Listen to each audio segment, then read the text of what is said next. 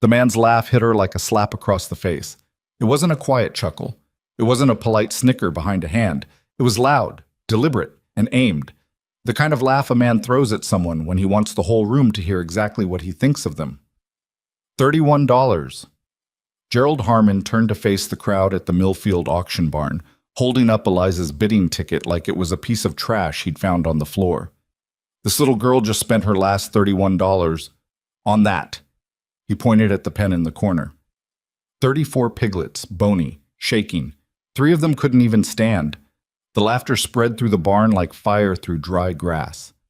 Eliza Marlowe stood in the middle of it all, 26 years old, boots worn through at the left heel, $62 to her name before she'd raised that bidding card.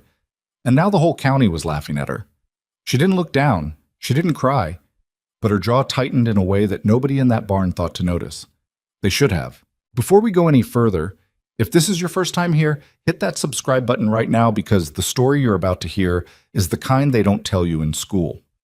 Drop a comment below and tell me what city or country you're watching from.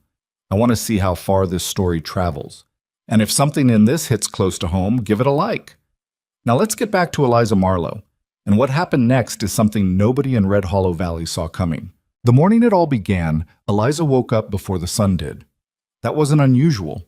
She'd been waking up before sunrise since she was 9 years old, when her father first put a bucket in her hand and told her that the farm didn't care what time she felt like getting up. The farm had its own schedule, and if you wanted to survive on it, you kept that schedule, or you lost.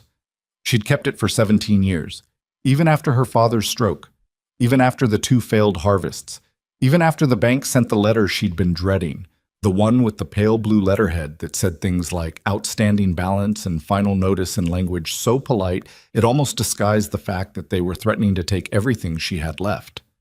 She folded that letter and put it in the kitchen drawer with the others. Then she went out and fed the 3 chickens she still owned. The morning of the Millfield auction, Eliza ate half a piece of bread with butter and drank black coffee because the sugar had run out 4 days ago and she hadn't bought more. She pulled on her father's old canvas jacket, the one that still smelled faintly like him if she pressed her face into the collar, though she'd stopped admitting that to herself. And she walked the 2 miles to where she'd parked her truck at the edge of the property line, because the driveway had rutted so badly after the spring rains that she couldn't get the truck up to the house anymore without risking a broken axle. The truck started on the 3rd try. She took that as a good sign. The auction at Millfield ran every 3rd Saturday, and it drew farmers from 3 counties. Cattle, mostly. Some goats. The occasional draft horse that some optimistic newcomer had bought, thinking they'd start a heritage operation, and then discovered that heritage operations required money they didn't have. Equipment, feedlots. And always, in the corner pen that sat farthest from the entrance and closest to the manure smell that never quite left the building, regardless of how much sawdust they put down. The Rejects. That was the unofficial name. Nobody used it out loud, but everyone knew what it meant. The animals nobody wanted. The runts. The sick ones. The ones that had already cost their previous owners more than they were worth and been given up on as a result. Most auction days, the reject pen barely drew a glance. Eliza had never paid it much attention herself. But that morning, something made her walk to the corner before the bidding started. She wasn't sure later what it was. She'd told herself it was just habit, the way she always circled the full barn before sitting down, the way her father had taught her to look at everything even if you weren't planning to buy it, because sometimes you saw things that changed what you thought you needed. What she saw stopped her in her tracks. 34 piglets packed into a pen that should have held maybe 20 comfortably. Most of them were pressed together in the center like they were trying to share whatever warmth they had left. Their ribs were visible. Their eyes were dull. 3 of them were lying flat in a way that made Eliza's stomach drop, because lying flat wasn't sleeping. Lying flat was giving up. A man in a green Carhartt jacket leaned on the fence beside her, not looking at the piglets, just waiting to move to the next pen. "What's wrong with them?" Eliza asked. He glanced over at her. He was maybe 60, weathered in the face the way that only decades of outdoor work weathered a person. He had the look of someone who had stopped being surprised by anything at the auction a long time ago. Previous owner went under, he said. Been feeding them nothing but scraps for 3 months. The auction house took them in, but they're not going to move today. Nobody wants a project that size. How old are they? 8, 9 weeks, maybe 10 on the bigger ones. He pushed off the fence and adjusted his jacket. Don't waste your morning on that pen, miss. Those animals need more time and money than they're worth. He walked away. Eliza stayed. She stood at that fence for a long time, longer than made sense, longer than she could explain if anyone had asked her. She looked at the smallest one, a runt pressed into the far corner, eyes half closed, ribs moving in shallow little breaths, and she thought about her field, the 2-acre pumpkin field that everyone in Red Hollow Valley had already written off as dead. 2 failed harvests, cracked soil, exhausted earth that hadn't produced anything worth taking to market in 3 years. The agricultural extension agent who'd driven out to look at it the previous spring had used words like depleted and structurally compromised, and realistically, Miss Marlowe, you might want to consider alternative use of the land. He'd been polite about it. They were always polite about it. What he meant was, give up. What everyone meant was, give up. Her father had never given up on that field. He'd planted it every year for 22 years, and for 19 of those years, it had produced. Then the drought came, then the flood, then the drought again, and whatever balance had existed in that soil for decades had broken down in ways that nobody could seem to fix without equipment or chemical treatments that cost more than the field could ever return. But Eliza had been thinking about something she'd read in an old farming almanac she'd found in a box under her father's workbench. The almanac was 40 years old, falling apart at the spine, printed in the kind of small, tight text that people used before they worried about whether readers would have the patience for it.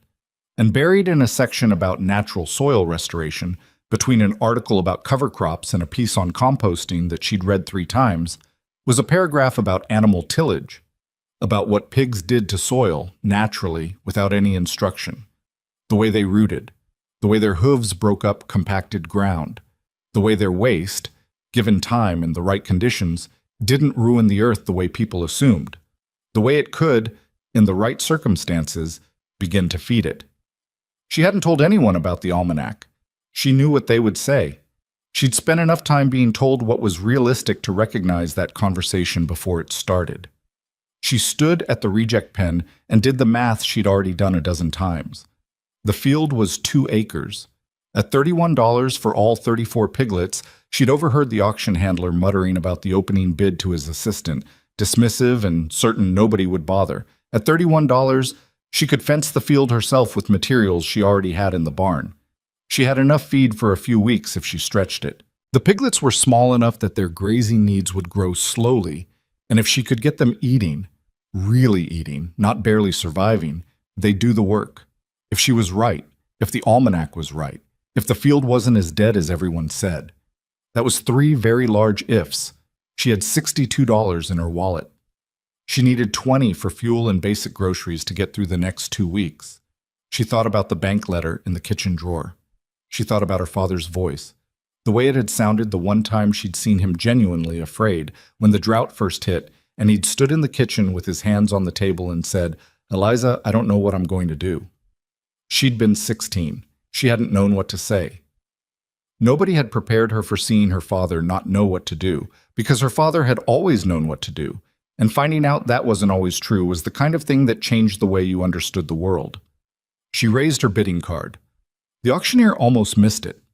He was already moving past the reject pen, voice dropping into the bored cadence that meant he expected nothing to happen here, and his eyes swept the corner and nearly skipped over her before something made him stop. "Got a bid," he said, and his tone had a slight note of surprise he didn't quite manage to hide. $31, do I hear 32? Silence. That was when Gerald Harmon laughed. Eliza had known Gerald Harmon her entire life without ever once liking him, which was a situation she suspected was shared by more people in Red Hollow Valley than would admit it publicly. Gerald owned 400 acres on the north side of the valley, inherited from his father, who'd inherited from his father, and he had the particular confidence of a man who had never had to wonder whether the land would provide because the land had always provided without him having to do very much to deserve it. He was not a cruel man exactly. He was something slightly different, and in some ways worse, He was a man who had never needed to think carefully about what cruelty felt like from the receiving end, and so he never had. He turned to the men standing near him, 4 or 5 of the wealthier farmers, the kind who came to the auction to buy, not to stretch a bidding card over a decision they'd wrestled with for 20 minutes, and he raised Eliza's ticket over his head. $31, he announced loudly, in the voice of a man performing for an audience. This little girl just spent her last $31 on that. He pointed at the pen. The laughter came from several directions at once. Not all of it was mean-spirited. Some of it was the reflexive laughter of people who follow the cue of the loudest voice in the room without thinking about whether they mean it. But enough of it was mean-spirited. Enough of it had weight. An older woman 2 rows back shook her head in what looked like pity. The feed store owner, Dale Whitmore, a man Eliza respected more than almost anyone in the county, didn't laugh, but he looked at her with an expression that was somehow harder to take than laughter. It was the expression of someone who was genuinely sorry for what they believed was about to happen to her. "Miss Marlowe," he said carefully, "those animals are in rough shape. Have you thought this through?" "Yes," she said. He looked like he wanted to say more. She could see him deciding how much was appropriate, measuring the distance between honest concern and condescension, trying to land on the right side of it. "Your field's already in bad shape," he said finally, putting stressed animals on exhausted ground. "Thank you, Dale." Something in her voice stopped him. She paid $31 at the auction window. The woman behind the counter handed her the receipt with the polite neutrality of someone who had seen a lot of decisions made at this window and had learned not to comment on them. Eliza folded the receipt and put it in her jacket pocket. She went to the corner pen and looked at the 34 piglets that now belonged to her. "All right," she said quietly, to no one in particular, or maybe to all of them. "Let's go." Getting them loaded wasn't graceful. It took her 40 minutes, a borrowed loading ramp, and the assistance of one auction handler who helped with the mechanical parts of it, but made clear through his silence that he didn't expect she'd be doing this again anytime soon. 3 of the piglets had to be physically carried. They didn't have the strength to walk the ramp themselves. She did 2 of them. The handler did the 3rd with the practiced efficiency of someone who had carried a lot of animals they didn't expect to survive. She didn't let herself think about what that meant. The drive home was quiet. She could hear them moving in the bed of the truck, the small sounds of 34 animals that didn't know where they were going, and she kept both hands on the wheel and kept her eyes on the road and didn't let herself think about Gerald Harmon's voice, or Dale Whitmore's expression, or the 3 animals lying on their sides. She thought about the almanac, about the paragraph she'd read so many times she could recite it.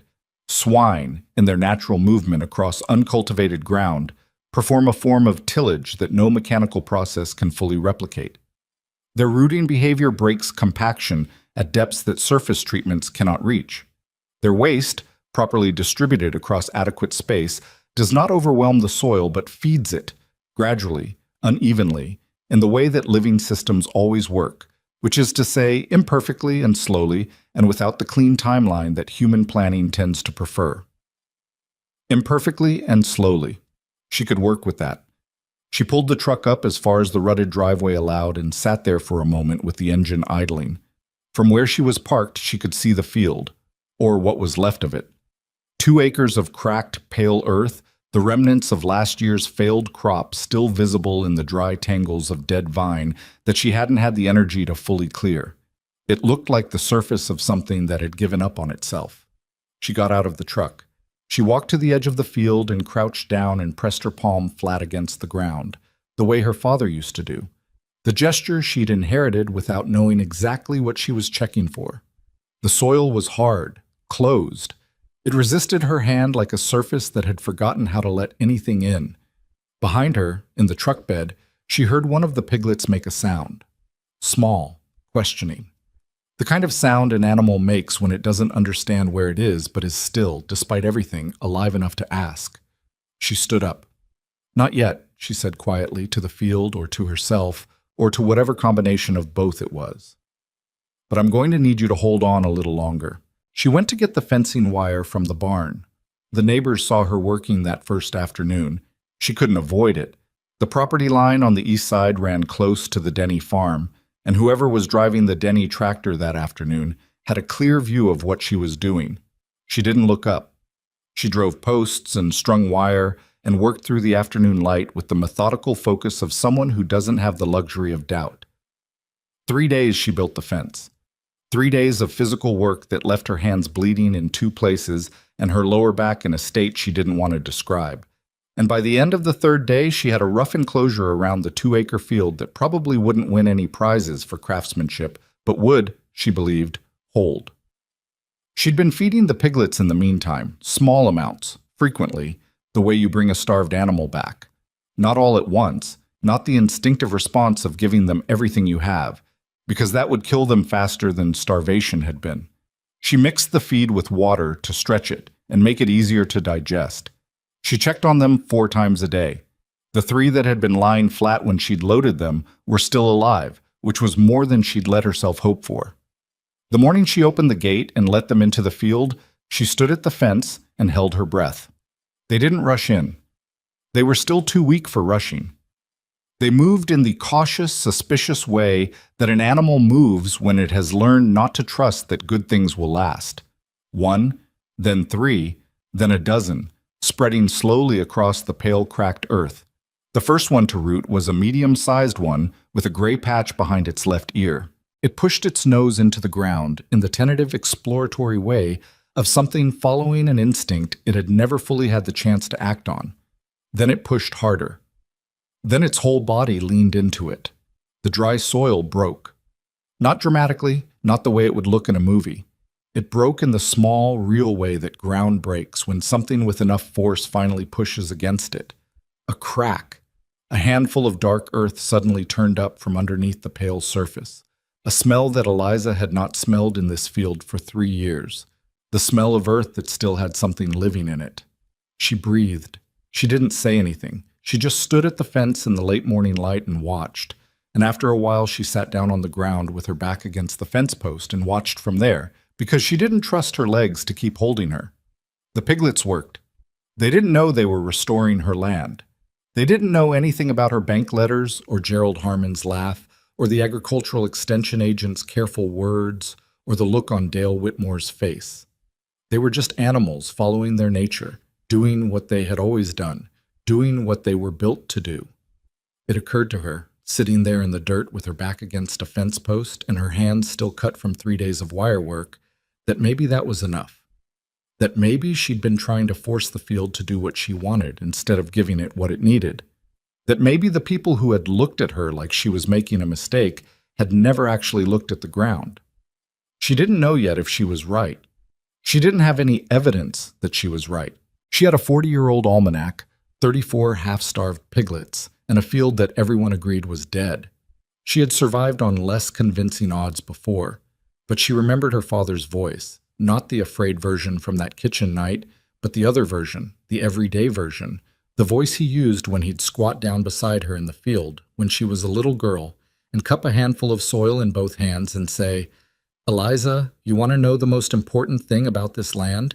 And she'd say, "What?"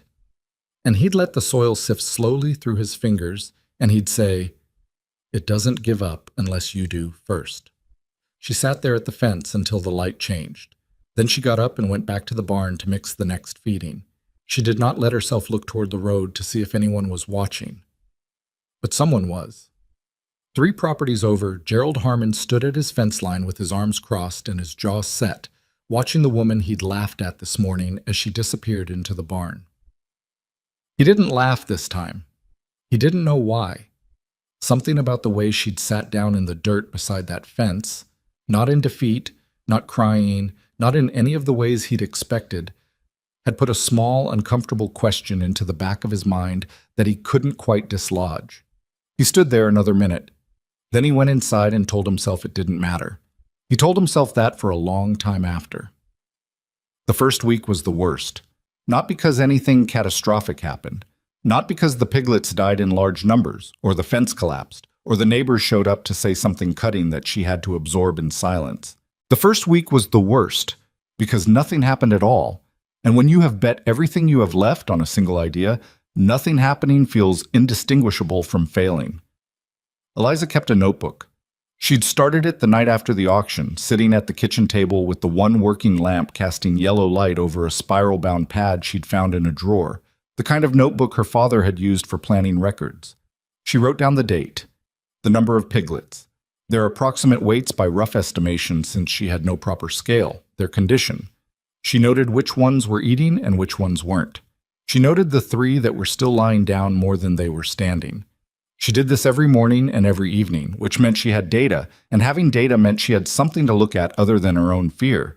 The smallest one, the runt from the far corner of the auction pen, the one whose ribs she'd been able to count through its side, she had started calling Penny in her head, though she refused to say the name out loud. Naming them was a mistake she'd been taught not to make. Her father had said it plainly when she was 10 years old, and had named a calf she later watched be sold. You can care about them, Eliza. Just don't name them. Once you name them, you start making decisions with your heart instead of your head, and this land doesn't have any patience for that. She hadn't named an animal since. But she thought of the runt as Penny, anyway, privately, in the way that rules you make for yourself have a tendency to bend in the places where you're most vulnerable. By the 4th day, Penny was eating. Slowly, suspiciously, in the way of an animal that had learned that food might suddenly stop, so you didn't let yourself get too committed to it. But eating. Eliza wrote it down and did not allow herself to feel too much about it. The field, meanwhile, looked like nothing had changed. That was the part she hadn't fully prepared herself for, the time. She knew it would take time. The almanac had been clear about that, had used the word gradually and the phrase without the clean timeline that human planning tends to prefer, which she'd thought she understood when she read it. She was discovering that understanding something in theory and standing in front of a cracked field watching it resist change with every day that passed were 2 substantially different experiences. On the 5th day, Dale Whitmore stopped by. She heard his truck before she saw it, the particular engine sound of a Ford that was maybe 5 years newer than hers and maintained considerably better. She was at the fence when he pulled up, and she stayed where she was and waited for him to come to her, which he did, walking across the dry ground with his hands in his jacket pockets and his face carrying the expression of a man who had prepared what he was going to say and was hoping it would come out right. "Eliza," he said. "Dale." He stopped beside her and looked at the field. The piglets were moving through the far third of the enclosure, spread out now in a way that had taken them 4 days to manage. In the beginning, they'd huddled in one corner, too weak and too uncertain to use the space they'd been given. Now the stronger ones at least were ranging wider. "They look better," he said after a moment. It sounded like it surprised him slightly. "They're eating." He nodded. He watched them for a while. She could feel him working up to something, the way you can always feel someone working up to something when they've driven to your property specifically to say it. "I wasn't trying to embarrass you," he said finally. "At the auction, what I said. I know. I just..." He stopped. Started again. "I've been farming this county for 30 years, Eliza. I've seen people make decisions under pressure that cost them everything. I didn't want to watch that happen to you." She looked at him. He was a decent man. She'd always thought so. That was the complicated part. It was easier when the people doubting you were people you didn't respect. "I know that too," she said. "But you went ahead anyway." "Yes." He was quiet for a moment. "Your father was the same way," he said, and something in his voice shifted when he said it. Not sentimental exactly, but honest in the way that older people sometimes got when they were talking about someone who was gone. Stubborn in a way that made you want to argue with him, and then occasionally right in a way that made you feel like an idiot for arguing. Eliza didn't say anything. She wasn't sure she trusted her voice on the subject of her father right at that moment. "The field's still in bad shape," Dale said. "Yes." "The soil's compacted down past the first 8 inches, from what I could see when I looked at it last spring. Even if the animals break the surface, you've got problems underneath that." "I know what the problems are, Dale." He stopped. "I know every problem with that field," she said, not angry, just precise. "I've been looking at it for 3 years. I know what the extension agent said. I know what it looks like from the outside." She paused. "I also know there are seeds in that ground that survive 2 bad seasons. And I know that soil doesn't die, it goes dormant. Those are different things." Dale looked at her for a long moment. She couldn't quite read his expression. It was somewhere between skepticism and something else, something that hadn't fully made up its mind yet. "Where'd you read that?" he asked. "My father's almanac." "Which one?" "Hargrove's, 1981 edition." He blinked. "I haven't heard anyone mention a Hargrove almanac in 20 years. My father had a box of them under his workbench. I found it after he died." Dale was quiet again. He looked back at the field, at the 34 piglets working their slow, uneven way across the cracked earth. One of the larger ones had found something interesting near the northeast corner and was rooting aggressively, its whole body working with an intensity that was almost funny given how it had looked 10 days ago on the floor of the auction pen. "Hargrove wrote some good material," Dale said finally. "Unconventional. People didn't always take it seriously." "No," Eliza said. "They didn't." He caught the implication. She saw it land. He pulled his hands out of his pockets and looked down at his boots for a moment, then back up. "I'll tell you what," he said. "If you get through the next 3 weeks without losing more than 10% of that herd, I'll bring you a load of the composted feed supplement I've been running through my own fields, free of charge." He said it quickly, the way people say things they've decided to say before they can talk themselves out of it. "It might help with the soil chemistry, if the animals are doing what you think they're doing." She looked at him. "That's not charity," he said, and he was firm about it in a way that told her he'd anticipated the objection. "That's me hedging against the possibility that I was wrong, which I'm not saying I was." "But you might have been." "I might have been," he allowed. 40% chance. Maybe." The corner of her mouth moved, not quite a smile, but in the neighborhood of one. 40% is more than you were giving me at the auction." "At the auction I was giving you about 8%, he said, and the honesty of it was almost refreshing. "Now I've seen them eat." He left 10 minutes later, and Eliza stood at the fence for a long time after his truck disappeared down the road. She felt something she didn't quite have a name for. Not hope exactly, because hope felt too fragile and too large at the same time, and she'd learned to be careful with it. More like a small, practical acknowledgement that the situation was not entirely without allies. She went and fed the piglets their evening meal. The second week brought different problems. One of the 3 that had been lying flat at the auction died on a Tuesday morning. She found it in the corner of the enclosure where it had apparently settled overnight. Just still. Just gone, in the way that things sometimes go when they've been too far down for too long. She'd known it was a possibility. She'd known it from the moment she'd carried it up the loading ramp herself, felt the light, terrible weight of an animal with nothing left to give.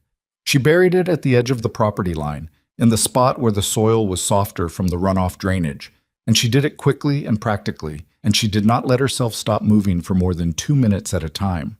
The notebook entry for that morning was brief. Lost one. 33 remaining. Other 2 improving.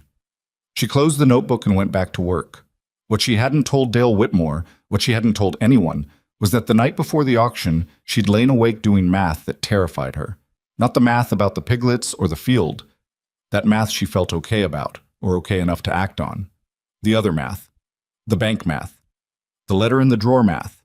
She had, depending on how the next few months went, somewhere between 4 months and 6 months before the bank's patience ran out in a way that couldn't be addressed with more extensions and careful conversations. Her father's debts, combined with 3 years of thin harvests, had accumulated into a number that she could look at clearly, or not clearly depending on the time of day.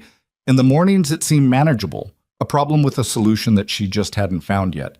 And at 2 in the morning, it seemed like a wall she would eventually walk into at full speed, and there would be nothing to do about it. The pumpkins were the only option she could see. If the field came back. If the seeds germinated. If the timing worked out and summer brought enough rain, and the piglets did what the almanac said they would do, and none of the 100 things that could go wrong did go wrong, then she'd have a crop. She'd been running numbers on pumpkin prices at the town market, on the farm stand she could set up herself, on the possibility of selling directly to the 2 restaurants in Millfield that she knew sourced locally when they could. If the field produced even 70% of what it had in its best year, she could make enough to negotiate her way through the winter. If she had bought 33 surviving piglets with her last $31 on the strength of a 40-year-old almanac and her own stubbornness, And now she was standing in a dead field in the early morning, hoping that the earth beneath her boots remembered how to be alive. Her father would have called it faith. She called it the only option she had. The third week, something shifted. She almost missed it. She was moving along the fence line on a Thursday morning, checking for any soft spots where the posts had settled, and she happened to look down at the ground inside the enclosure where the piglets had been most active, the northeast corner where the larger one had first started rooting. And she stopped. The soil was different, not dramatically different, not the kind of different that photographs well or that you'd point out to someone who hadn't been looking at this ground for 3 years. But she had been looking at this ground for 3 years, and she could see it. The color was marginally darker in a strip about 4 feet wide along the fence. The surface had a slight give to it when she pressed her boot down, instead of the hard resistance she was used to. And there was something in the texture, a looseness at the top inch or two, that had not been there a week ago. She crouched down and pushed her fingers into the ground. It wasn't soft. It wasn't anything like what healthy, active soil should feel like. But it broke. It came apart between her fingers instead of holding in one solid piece, and when she turned it over, there were 2 earthworms in the handful she was holding. 2 earthworms. She stared at them for longer than was strictly warranted. Earthworms didn't live in dead soil. They moved out of dead soil the way people moved out of neighborhoods where nothing worked anymore. The fact that there were earthworms in the northeast corner of her field meant that something in the northeast corner of her field was no longer dead. It was not a harvest. It was not a pumpkin. It was 2 earthworms in a handful of slightly less terrible soil. She put the soil back carefully, which was a slightly irrational thing to do, and she stood up and brushed off her hands. She didn't write it in the notebook that morning. She was afraid that writing it down would make it feel too significant, and then, if it came to nothing, she'd have to look at it written there in her own handwriting every time she opened the notebook. She told no one, but she started checking the soil every morning after that, working her way around the perimeter and across the sections where the piglets had been spending the most time, pressing her fingers into the ground and turning over small handfuls and noting, privately and without writing it down, what she found. By the end of the 3rd week, the earthworms had spread to the eastern quarter of the field. The gossip in Red Hollow Valley moved the way gossip always moves in small farming communities, through the feed store and the gas station and the parking lot of the church and the back table at the diner where certain farmers had been sitting every Tuesday morning for longer than some of their marriages had lasted. It moved in the way of a river that appears to go in multiple directions at once, but is always ultimately heading somewhere specific. What it was heading toward, in those weeks, was a consensus about Eliza Marlowe. She was not, the consensus went, without a certain stubbornness that might under specific circumstances be admirable. But she was a young woman alone on failing land with failing finances who had made a decision at the auction that most serious farmers considered, at minimum, questionable. The fact that the piglets appeared to still be alive 3 weeks later was granted as a point in her favor. The fact that she had lost one was noted as evidence that the original concern had not been entirely unfounded. Gerald Harmon held no position on this spectrum of opinions, because Gerald Harmon was not the kind of man who held a position.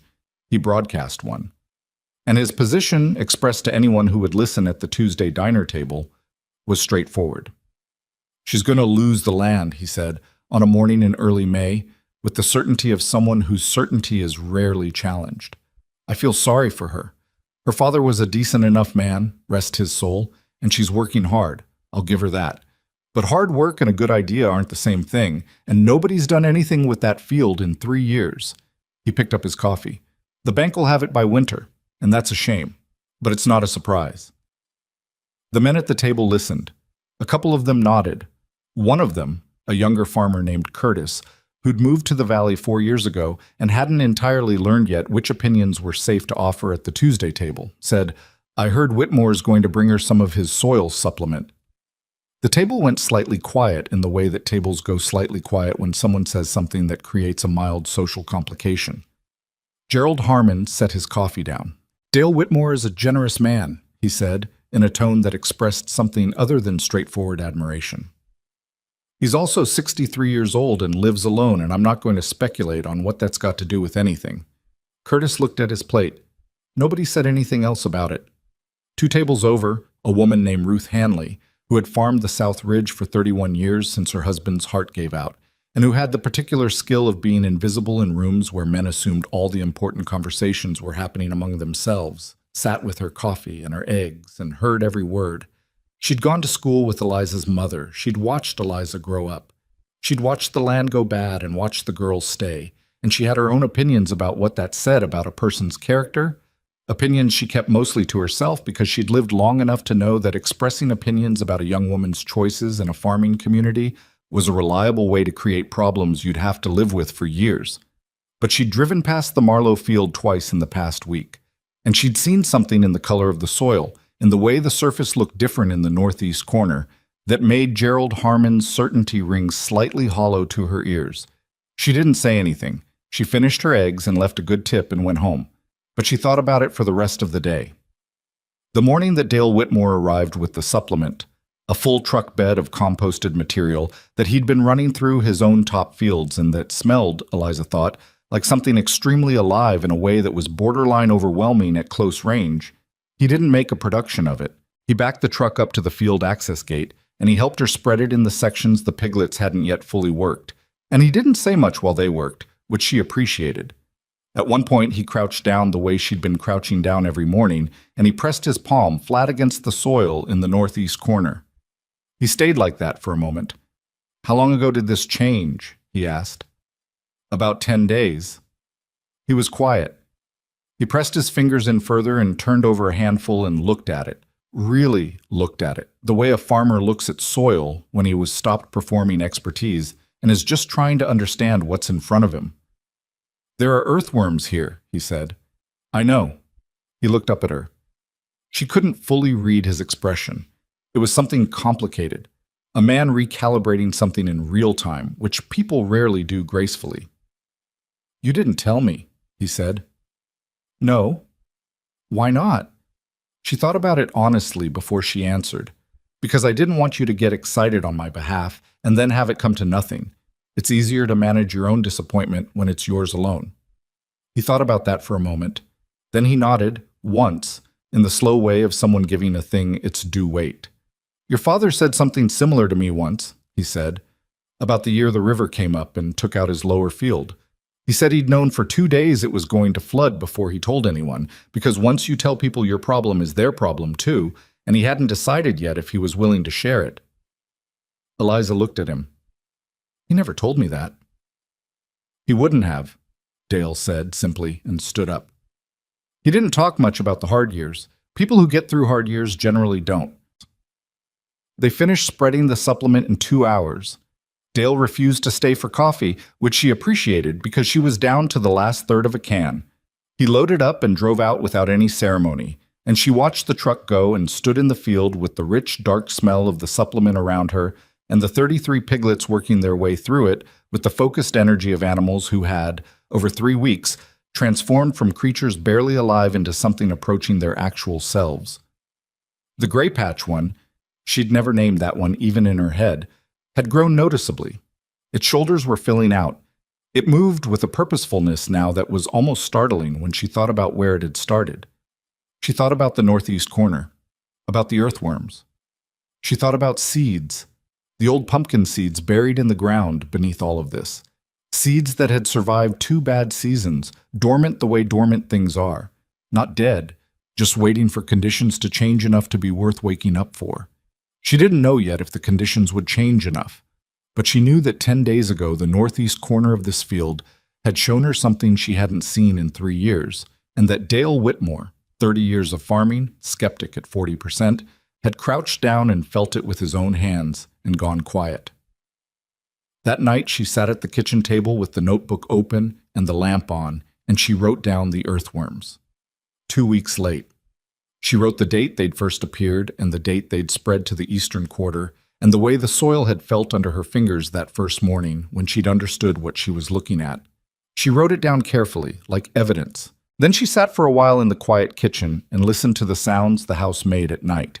The tick of the pipes, the particular creak in the floor near the back door, the wind coming off the ridge the way it always came off the ridge in spring, carrying the smell of wet earth and something else that might have been rain still a few days out.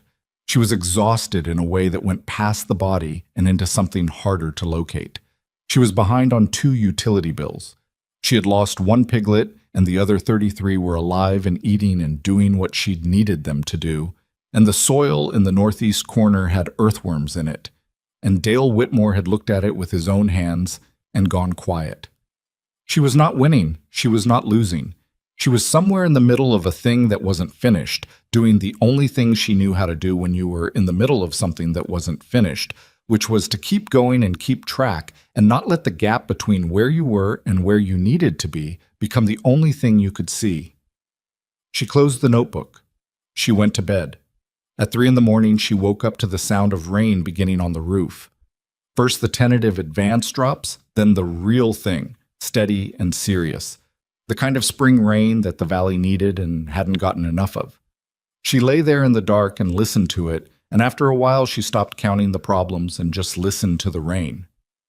It rained for 2 days. When it stopped, the northeast corner of the field was darker than it had been since her father's last good year.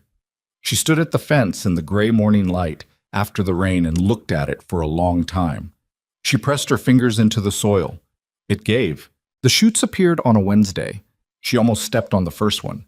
She'd been walking the eastern perimeter of the enclosure in the early morning, the same route she walked every day, checking the fence line and watching the piglets and pressing her boot into the soil in different spots the way she'd been doing since the rain, cataloging the changes with the systematic attention of someone who couldn't afford to miss anything. The light was still low, that thin gray light that came before the sun fully committed to the day, and she was tired in the specific way she'd been tired for 6 weeks now. Not the kind of tired that sleep fixed, but the kind that had settled into her bones and made a home there. She looked down at the right moment. It was small, an inch, maybe an inch and a half, pushing up through the soil between 2 of the rooting channels the piglets had carved out over the past week. Pale green at the base where it was still new, darker at the tip. A pumpkin seedling, unmistakably, the 2-lobed shape of it as familiar to her as her own handwriting. She stood very still. Then she crouched down to make sure she was seeing what she thought she was seeing, because the distance between hoping and seeing is significant, and she'd learned the hard way not to close it too quickly. It was real. It was there. It was alive. She looked up from that one seedling and scanned the ground around it, and she saw 3 more within a 6-foot radius, all of them at the same early stage, all of them pushing up through soil that 6 weeks ago had been too hard and too dead to push a finger into without effort. She sat down in the dirt. She did not intend to sit down. Her legs made the decision independently, apparently, and she found herself cross-legged on the ground in the early morning with her notebook still in her hand, staring at 4 pumpkin seedlings that had no business being there, according to everyone in Red Hollow Valley who had ever looked at this field and rendered a verdict. She did not cry. She was clear on that later, because it mattered to her to be accurate about what happened. She did not cry. She sat in the dirt for a while and breathed carefully, and looked at the 4 seedlings and thought about her father counting the sprouts on the morning of a new season, the way he'd moved through the field at dawn with his coffee going cold in his hand because he kept forgetting to drink it, muttering numbers under his breath. She thought about the almanac paragraph.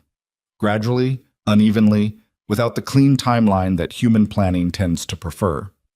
Uneven was right. The seedlings weren't spread across the field. They were clustered in the area of heaviest activity, the northeast corner and the stretch along the eastern fence where the larger piglets had been concentrating their energy. The rest of the field was still pale and cracked and showing nothing. The work wasn't done. The work was, in fact, mostly still ahead of her. But there were 4 pumpkin seedlings in ground that everyone had called dead. She wrote them down in the notebook. Date, location, approximate size, condition. She wrote it in her regular handwriting, not the careful handwriting she sometimes used when she was writing something she wanted to be legible years later, just the everyday handwriting of someone recording a fact. Then she got up and went to check on the piglets. They didn't know what they'd done. The gray patch one was rooting aggressively near the south fence, flipping up divots of dark soil with the efficient pleasure of an animal that had found its rhythm. The others were spread across the field in loose groupings, moving and grazing and doing what they did every morning. Penny, she had stopped pretending she didn't call the runt that, even if only in her head, was in the middle of the enclosure, eating steadily, her sides no longer concave in the alarming way they'd been at the auction. Eliza stood at the fence and watched them and felt something she recognized but rarely permitted herself, a quiet, careful satisfaction. Not triumph, not relief, not yet. Something smaller and more durable than either of those things. The satisfaction of having made the correct decision when it was not obvious that you were making the correct decision, and watching the evidence of that correctness accumulate slowly in the way that real evidence always accumulates, without drama, without announcement, one small fact at a time. She didn't tell anyone about the seedlings that day. She'd learned something from the earthworms, that she was better at managing her own hope when she kept it private, that the moment you share an early sign with someone else, it stops being just information and starts being a promise, and she wasn't ready to make promises to anyone about this field yet. She was still in the part of the story where anything could go wrong. She kept it to herself for 4 days. On the 5th day after the first seedling, she counted 23. On the 8th day, she counted 61, and the distribution had expanded west of center in a way that told her the soil restoration wasn't limited to the corners anymore. It was spreading, slowly, the way living things spread, following the path the piglets had been working rather than appearing all at once across the whole field. On the 12th day, she stopped counting individual seedlings because there were too many to count efficiently, and she stood at the fence and looked at the field and understood for the first time, in a way she hadn't let herself understand before, that this was actually going to work. She called no one. She didn't have anyone to call, not really. Her mother had passed 5 years ago, and her father 3 years after that, and the friends she'd had before the farm took. Everything had scattered into lives that had less and less in common with hers. But she stood at the fence for a long time that evening, and she thought about who she would have called if she could. She thought about her father. She thought about what he would have said, specifically if he could have seen what the northeast corner of his field looked like in early June of that year. She thought he would have been quiet for a long time, the way he was always quiet when something surprised him genuinely, and then he would have crouched down and pressed his palm flat against the soil and said something plain and true, the way he always said things. She thought he would have said, "Well, I'll be." That was enough. She went inside and made dinner and did not let the fullness of what she was feeling turn into anything she'd have to manage later. The problem arrived on a Tuesday. She'd been so focused on the field and the piglets that she had not been watching the road as carefully as she normally did, which was how she missed Gerald Harmon's truck slowing down as it passed her property, not once but twice in the same afternoon. She only noticed the second time, and only because she happened to be walking back from the barn, and she caught the way the truck paused at the fence line, not stopping fully, just slowing enough to see, and then continuing. She didn't think much of it that day. She should have. The following Saturday, she went to Whitmore's feed store to pick up the supplement order she'd arranged. A partial payment, half now and half when she had money, which Dale had agreed to without making her feel the weight of that agreement more than necessary. She was in the back of the store looking at seed catalogs when she heard voices near the front, and she heard her own name in a way that made her go still without deciding to. "Saw it myself," a man's voice said. She didn't recognize it immediately. "Harmon drove me past there yesterday. I'm telling you, there's something coming up in that field." "Pumpkins?" Another voice, older. "Looked like it. I don't know how. That land's been finished for years. But whatever she's doing with those pigs seems to be... Gerald thinks she's been getting help." This voice she recognized. Tom Castor, who ran the grain elevator and had been a reliable source of Valley opinion for as long as she could remember. He's saying someone's been feeding her information.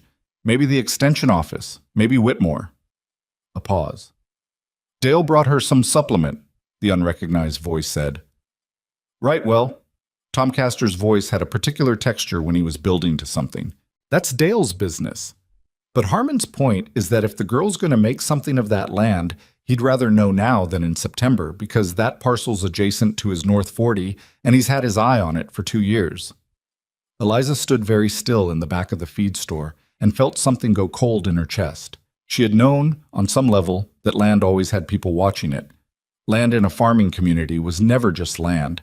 It was potential, and potential attracted attention, and attention in Red Hollow Valley had a way of eventually coming through Gerald Harmon in one form or another because that was how the valley worked, and had worked for as long as anyone could remember.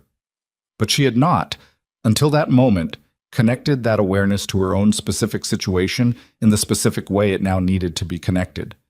If Gerald Harmon had his eye on her parcel, and if he believed she was about to fail, and if he had the bank relationships she suspected he had, because Gerald Harmon had his name on a building in Millfield, and that didn't happen without bank relationships, then her 4-month window might be more complicated than she'd understood it to be. She bought her supplement, paid her half, and drove home without stopping. That evening, she went through the kitchen drawer and took out all the bank letters and spread them on the table and read every one of them again, carefully, looking for language she might have glossed over before. She found 2 things she wished she hadn't found.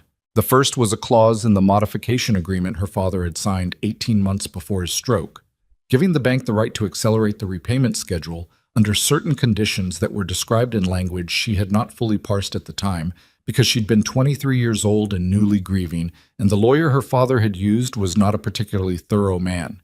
The second thing she found was a name, a notation at the bottom of the most recent letter, a contact name she hadn't seen on earlier correspondence. The loan had been transferred to a different officer at the bank, someone named P. Strickland, and P. Strickland had sent the most recent letter 6 weeks ago, and she had not yet responded to it. 6 weeks ago, she'd been at the auction buying 34 piglets with her last $31. She had not been in the headspace for correspondence. She picked up the phone and called the bank the next morning when it opened, and she asked for P. Strickland, and a woman's voice told her that Mr. Strickland was in meetings until Thursday, and could she leave a message? She left a message. She said her name and her account number and the property address, and she said she was calling to discuss the account and would appreciate a call back as soon as Mr. Strickland was available. She hung up and sat with the phone in her hand for a moment. Then she went outside and checked on the piglets and counted the seedlings that were now too numerous to count efficiently, and she pressed her fingers into the northeastern soil and felt the give of ground that was alive again, and she decided that whatever was coming, she was going to meet it from the strongest position she could build before it arrived. Thursday came, and P. Strickland did not call. Friday came. She called again. He was available this time, and his voice was the voice of a man who dealt with distressed accounts the way people deal with anything they've dealt with too many times, efficiently and without particular emotional investment in the outcome. "Miss Marlowe," he said, "I was going to reach out to you next week." "I'm reaching out to you now," she said. A slight pause. "Of course. I've been reviewing your account. I want to be straightforward with you. The account is in a position that requires some resolution before the end of the 3rd quarter. 3rd quarter meaning September. September 30th, yes. She'd known it was coming, and it still landed with weight. September 30th. She was standing in her kitchen looking out the window at the field, at the green that was appearing across it now. Not everywhere, not uniformly, but present and real and spreading. And she did the math she'd been doing for 6 weeks. A full crop would need to reach maturity. Pumpkins needed roughly 90 to 120 days from transplant, but these weren't transplants. These were direct seeded, and they germinated a week ago, which meant if summer held and the rain came and the piglets kept doing their work and nothing went catastrophically wrong, she might be looking at late September, maybe early October, maybe exactly when P. Strickland's deadline landed. "I understand," she said. "I have a crop in the ground. I see that the property previously had issues with—" "The field is producing," she said. "Not aggressively, just clearly, the way you speak when you need someone to hear the exact words. I have a pumpkin crop germinating in the south field right now. I expect to harvest in late September." Strickland was quiet for a moment. "Miss Marlowe, I want to be straightforward with you. The bank has received an inquiry regarding this property from a third party." The cold thing in her chest came back. "What kind of inquiry?" she asked. "A purchase inquiry. I'm not at liberty to say who, but under the terms of your agreement, if you default on the account, the bank has the right to consider—" "I'm not going to default," she said. Another pause, longer. "I hear you saying that. I'd need something more concrete before I could—" "Give me until October 15th, she said. "That's 2 weeks past your deadline. I'll have harvest numbers by then, real numbers. If I can't show you a crop that covers the outstanding balance, I will not ask you for more time." She didn't know where that had come from exactly. She'd been making it up as she went, which was either courage or recklessness, and she wasn't entirely sure which. Strickland said he'd need to discuss it with his supervisor and would call her back. She hung up. She stood in her kitchen for a moment, then she went outside and sat on the porch steps and looked at the field across the yard, and thought about Gerald Harmon slowing his truck at her fence line. Thought about a purchase inquiry and what those two words meant about how much time she actually had and who was watching the clock with her. 2 days later, Ruth Hanley drove up. Eliza was in the field. She'd taken to walking inside the enclosure now, moving carefully between the seedlings and the piglets with the focused attention of someone managing a complicated small ecosystem. And she heard a car and looked up to see Ruth's old Buick parking at the edge of the driveway. She climbed back over the fence and walked out to meet her. Ruth Hanley was 71 years old and built the way women built themselves when they'd run a farm alone for 3 decades. Not large, not imposing, but with a physical steadiness that made her seem rooted to whatever ground she was standing on. She had white hair cut short and practical, and eyes that had the slightly unsettling quality of seeing more than people expected. "I'm not staying," Ruth said, before Eliza could speak. "I just want to look at it." Eliza stepped aside. Ruth walked to the fence and looked at the field for a long time. The piglets moved through it with their usual purposeful energy, and between and around them, the green of the seedlings was now visible from the fence line. Not a carpet of green, nothing so dramatic, but patches and runs of it, spreading from the northeast and working its way west in the pattern of the animal's activity. Ruth put her hands on the top fence rail and leaned on it the way a person leans on something when they're going to be a while. "I heard what Gerald said at the diner," she said. "About the land. About the land. About Dale. About you." Ruth's voice was neutral, the neutrality of someone who has learned to keep editorial out of their delivery because the facts are sufficient on their own. "I wanted to see it myself before I decided what I thought." "And?" Ruth turned her head and looked at Eliza with those seeing eyes. "You've got a crop coming." "Yes." "On land everyone said was dead." "Yes." Ruth looked back at the field. The gray patch pig had wandered into the center of the enclosure and was resting, which it had started doing in the afternoons now that it had the energy to work hard in the mornings and rest after, a sign of an animal that had stabilized, that had reserves. "My husband had a field like this," Ruth said. "East side of our property, backed up against the ridge. 15 years we couldn't do anything with it. He kept trying to force it. Chemicals. Till more chemicals." She paused. "Died before he gave up on it. I left it fallow for 2 years after he passed. Didn't have the energy to fight with it. And then one spring it just came back. On its own. Because I'd left it alone long enough." Eliza listened. "I'm not saying what you did and what happened to my field are the same thing," Ruth said. "I'm saying that ground doesn't die as easily as people think.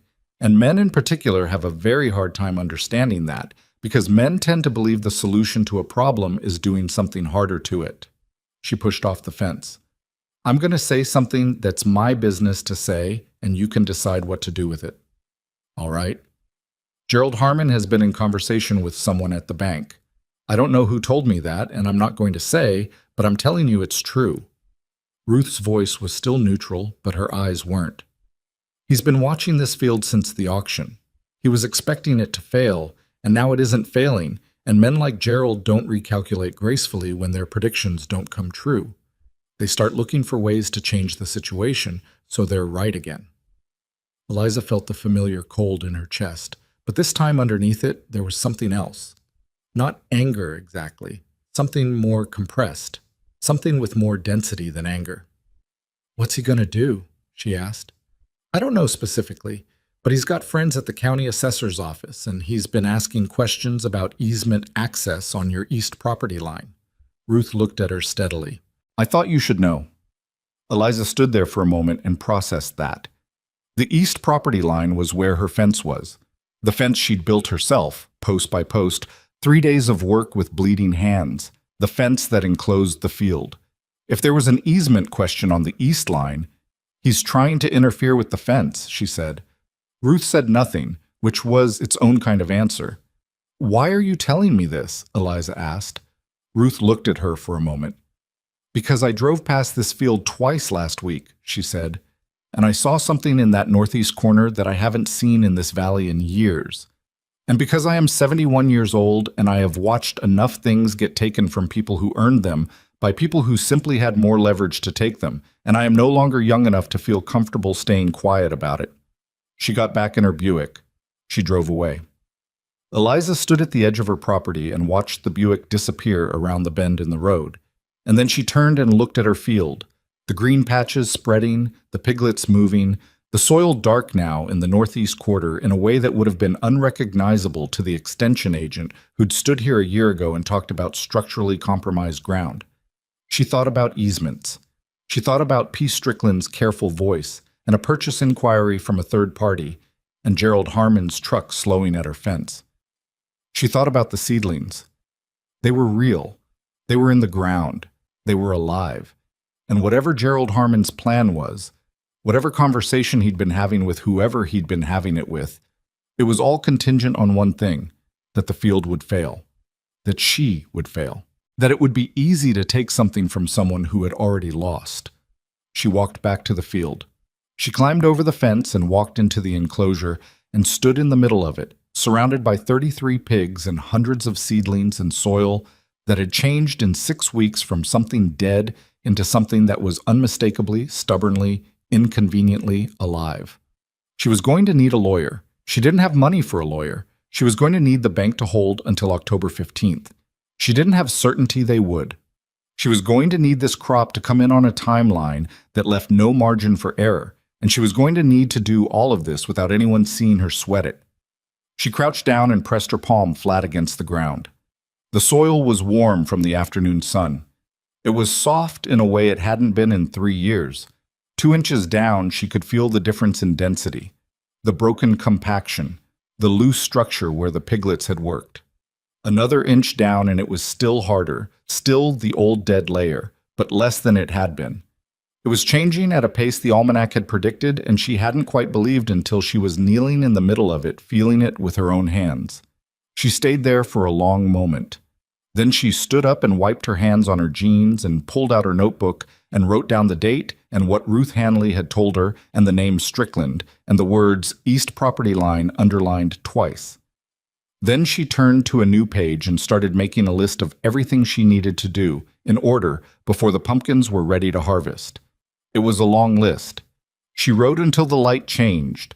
The list she'd made the night Ruth Hanley drove away had 14 items on it.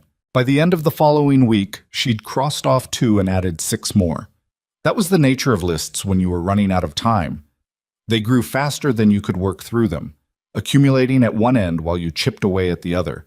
And the only thing that kept you from drowning in them was staying focused on the next item rather than the total count.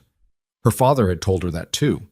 He'd had a lot of practical wisdom about how to manage being overwhelmed, which she'd understood at the time as farming advice and understood now as something more general. The easement question was the most urgent item, and it was also the one she had the least money to address. She'd spent 2 evenings going through the property documents her father had kept in a metal box under his bed. Deeds, survey maps, correspondence with the county going back 30 years.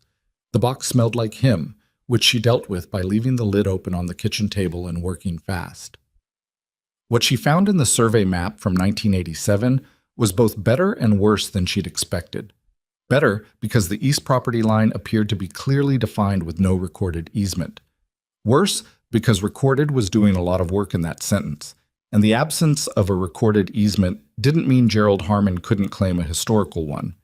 The kind of informal access arrangement that never got written down because it was between neighbors who trusted each other, which then became a dispute when the neighbors stopped trusting each other or one of them died and the next generation didn't know the history. She needed someone who knew property law. She couldn't afford someone who knew property law.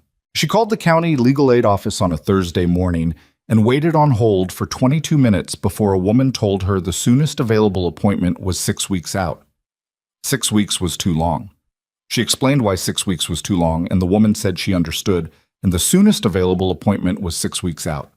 She thanked the woman and hung up. She sat with the phone in her hand and thought about who she knew and what they knew, and whether any of it was useful, which was essentially the same calculation she'd been running since her father died, and the money stopped and the weight of the land became fully hers to carry. She thought of Marcus Webb. Marcus had grown up 3 properties over from the Marlowe farm and had left Red Hollow Valley at 18 for a state university and never moved back, which was either admirable or a betrayal depending on who in the valley you asked. He'd become a civil attorney in Millfield. Not a famous one, not a wealthy one, but a solid working attorney who handled the kind of cases that didn't make news but mattered to the people involved. She hadn't spoken to him in 4 years. They'd been friendly as children in the overlapping way of rural kids who end up in the same spaces without particularly choosing each other. And the last time she'd seen him, he'd been at her father's funeral, standing in the back. And he'd shaken her hand and said he was sorry, and she'd said thank you, and that had been that. She didn't have his number. She called directory assistants and felt slightly absurd doing it, like a person using a tool from another era, which she supposed she was. He answered on the 3rd ring. "This is Marcus." "Marcus, it's Eliza Marlowe, Tom Marlowe's daughter from the—" "I know who you are, Eliza." His voice was warmer than she'd expected. "I heard you bought some pigs at the Millfield auction. Word gets around." "I need about 20 minutes of your time," she said. "I can't pay you. I want to be upfront about that." A pause. Not the pause of someone deciding whether to be offended, more the pause of someone recalibrating. "What's the situation?" She told him. She was concise about it. The bank deadline, Strickland, the purchase inquiry, what Ruth Hanley had said about Gerald Harmon and the East property line, the survey map from 1987. She'd learned from dealing with Dale Whitmore that the fastest way to get a useful response from a competent person was to give them the facts in order without editorializing, and she applied that principle now. When she finished, Marcus was quiet for a moment. "The 1987 survey should be controlling," he said. "But you're right that an adverse possession or implied easement claim could complicate it if Harmon has documented use going back far enough. Does your father's correspondence reference any access arrangements with the Harmon property?" "I don't know. I haven't gone through all of it." "Go through all of it," he said. "Tonight, if you can. Look for anything that mentions the East Line, access, equipment crossing, water rights, anything like that. If your father ever acknowledged a right of access in writing, that's a problem. If there's no written acknowledgement, Harmon's going to have a harder time. And if he files something with the county assessor? Then you'll have 10 days to respond, and you'll need someone to respond on your behalf." He paused again. "I'm going to drive out Saturday morning. Don't argue with me about it, Ducky. I'll look at the documents and give you a real opinion, and that's not something I'm going to charge for. Your father was a decent man, and he sold my father a tractor in 1994 for $200 less than it was worth because my father needed it more than he needed the money. And I've been looking for a place to put that debt for a while." She almost argued anyway, because arguing was her reflex when someone offered her something she needed, but she caught it. "Saturday morning," she said. "Thank you." "Don't thank me yet. It might be a bigger problem than either of us thinks." She went through the correspondence box that night, all of it, every piece of paper in the box, organized chronologically by her father's careful handwriting on the outside of each envelope. It took until midnight. She found a letter from Gerald Harmon's father dated 1991 that referenced a one-time agreement to allow a combines crew to cross the Eastfield margin during a particularly wet harvest season when Harmon's usual access road had flooded. The letter was 2 paragraphs, plainly written, and it contained a sentence that she read 3 times to be sure she was reading it correctly. "This arrangement is a one-time accommodation and does not constitute a permanent right of access across the Marlowe property." Gerald Harmon's own father had put it in writing that there was no permanent access right. She sat at the kitchen table at midnight and held that letter and felt something unlock in her chest that she hadn't realized was locked. She photographed it with her phone. Then she put the original carefully back in its envelope, put the envelope on top of the pile, and went to bed and slept better than she had in 3 weeks. Marcus arrived Saturday morning before 8. He was 41 years old and looked like someone who spent more time at a desk than he'd probably intended when he was young. Not unhealthy, just slightly worn in the way that desk work wore on people who'd grown up physical. He had the direct, unpretentious manner of someone who'd left a small place and never felt the need to perform the fact that he'd left it. He went through the documents at her kitchen table with his coffee going cold beside him, which made her think briefly of her father, and when she showed him the 1991 letter, he read it once and looked up. "Where did you find this?" "In the box, bottom of the pile." "Has Harmon filed anything yet?" "Not that I know of." Marcus set the letter down carefully. "This is better than I expected. If he files an adverse possession claim, this letter essentially defeats it. His own father acknowledged in writing that there's no permanent right." He picked up the survey map and looked at it. "You need a current survey done before any dispute can be formalized. That'll cost you." "How much?" $400, maybe $500. "Depends on the surveyor." She did the math quickly. She had less than $200 in her checking account. The bank account she never talked about because she was still deciding whether it was a safety net or an emergency fund. The distinction mattered psychologically. Had $412 in it from the sale of 3 pieces of her father's equipment that she'd managed before fully understanding how bad the finances were. "I can do it," she said. "Barely." "Do it soon, before Harmon does anything formal." Marcus wrapped his hands around the cold coffee mug. "I want to be honest with you about something else." She waited. "Even if the easement question is clean, and I think it is, the bank timeline is your real problem. Harmon doesn't need to win an easement dispute to get what he wants. If the bank calls the account before you have a harvest, all he has to do is be the most available buyer." He looked at her steadily. "Strickland agreed to October 15th. Verbally. You need that in writing." She looked at him. "Will he give it to me in writing?" "Ask him. Banks prefer paperwork to disputes. If he's already committed to it verbally, he'll probably formalize it. It protects him too." Marcus stood up and gathered the documents into their pile. "I'm going to write you a letter, addressed to the bank, outlining the crop timeline and the current status of the field, and referencing the verbal agreement as context. It's not binding, but it creates a paper trail that shows good faith communication, and that matters if there's ever a dispute about what was agreed." "You said you couldn't charge me for this." "I'm not. The letter takes me 20 minutes. He picked up his jacket. "How's the crop looking?" She walked him out to the fence. He stood where Dale Whitmore had stood, where Ruth Hanley had stood, and he looked at the field. It had been 2 weeks since she'd counted 61 seedlings, and in 2 weeks the field had done something that she still wasn't fully accustomed to seeing. It had filled in. The vine coverage was visible now even from the fence line. The sprawling growth of pumpkin plants that had found the loosened, restored soil and were moving through it the way vines do when they have room and light and something worth growing toward. "That's remarkable," Marcus said. "Yes." "How many piglets did you buy again?" 34, lost one early. 33 remaining." He looked at the field for a moment longer. "Harmon's going to drive past this and realize his calculation was wrong," he said. "The question is what he does when he realizes that." "Makes a different move," Eliza said. "Exactly." Marcus turned from the field. "People with leverage don't usually accept that they were wrong. They usually try to find a way to redefine the situation so they don't have to." He looked at her. "I'm not saying he's going to do something. I'm saying keep your eyes open." She kept her eyes open. The survey was scheduled for the following Friday. She'd called 2 surveyors and gotten prices and chosen the one who could come sooner, which was the cheaper one, as it happened. She wrote the check and felt her bank balance in a way she could almost feel physically, like a weight being placed on a scale. Marcus's letter arrived by email on Tuesday. She read it twice, then printed it at the feed store. She didn't own a printer, hadn't for a year, and she mailed it to Strickland's attention at the bank, along with a handwritten note asking for written confirmation of the October 15th extension. Strickland's response arrived a week later. It was not a confirmation. It was a letter that used the phrase under review 4 times and said that the bank needed to assess current property conditions before formalizing any timeline adjustment, and that a property inspection was being scheduled. She stood at the mailbox and read it in the afternoon sun and understood that the situation had changed. A property inspection meant someone from the bank was coming to look at the field.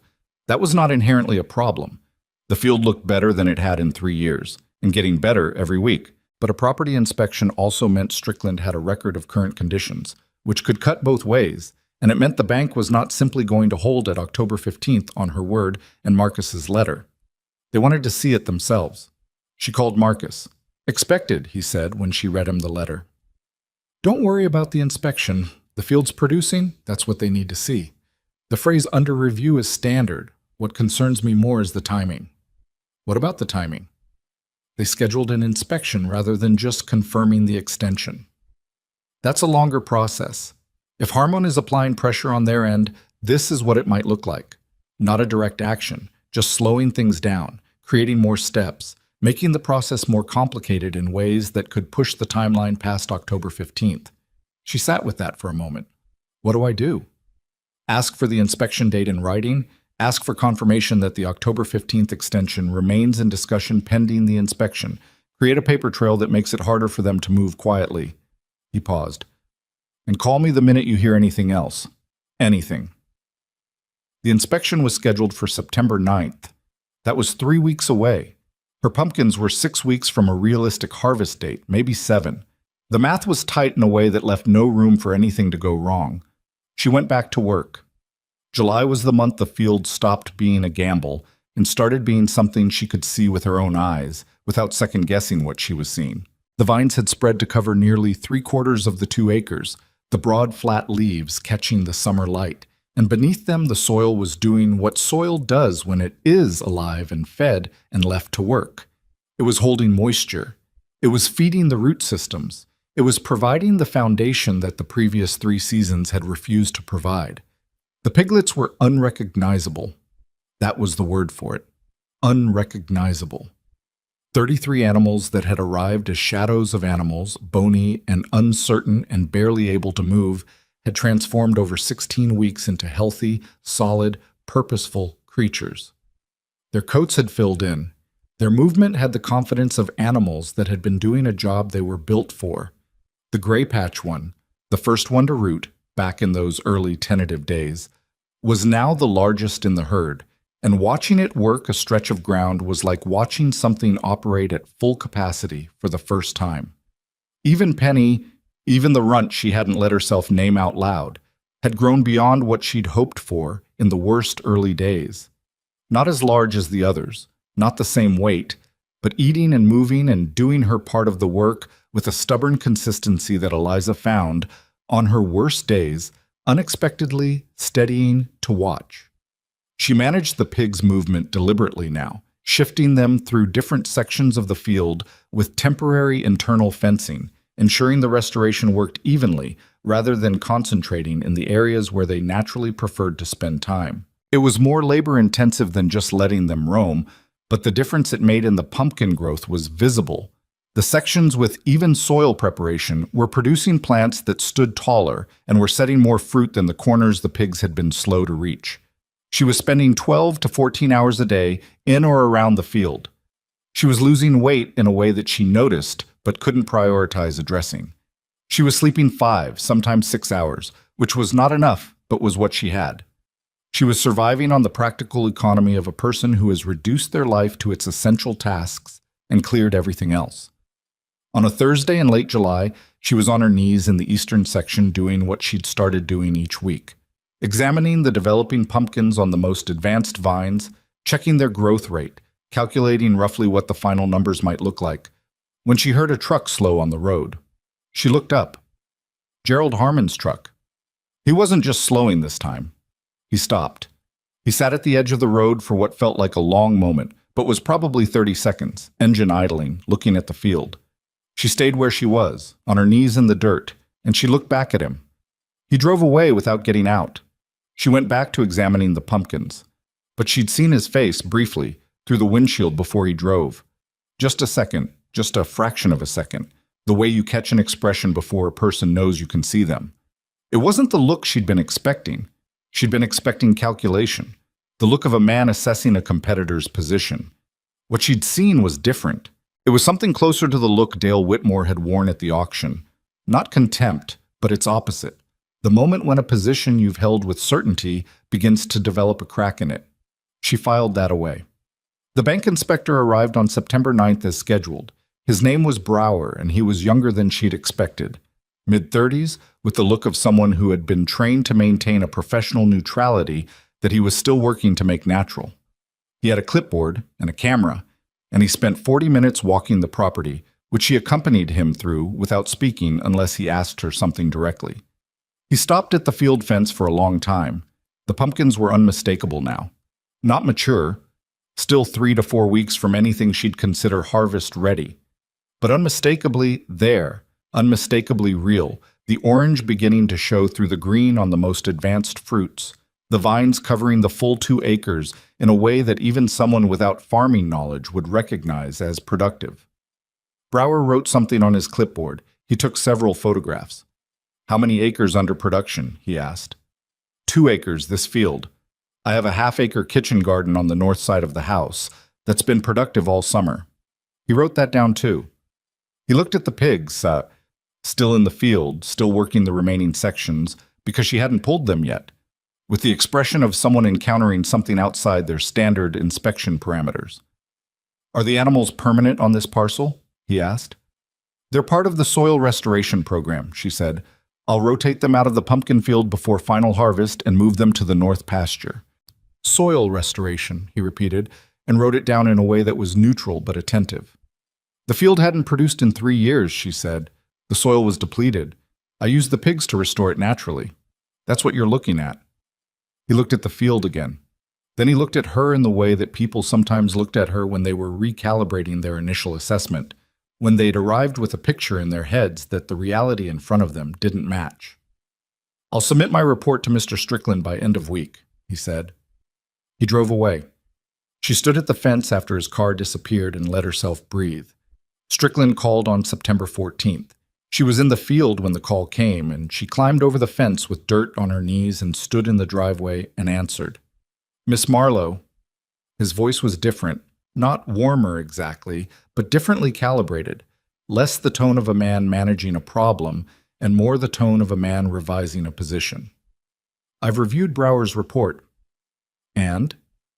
"The property inspection was more favorable than our initial projections." A pause. "The October 15th extension is confirmed. I'll send the written documentation by end of week." She closed her eyes for 1 second. Just what one? "Thank you," she said. "Miss Marlowe, I want to be transparent." His voice shifted slightly. "There was interest in this account from a third party that influenced some of our internal discussions. That interest has been noted, and I want you to understand that the bank's decision is based entirely on the property assessment." She thought about what Marcus had said. "People with leverage don't usually accept that they were wrong." "I understand," she said.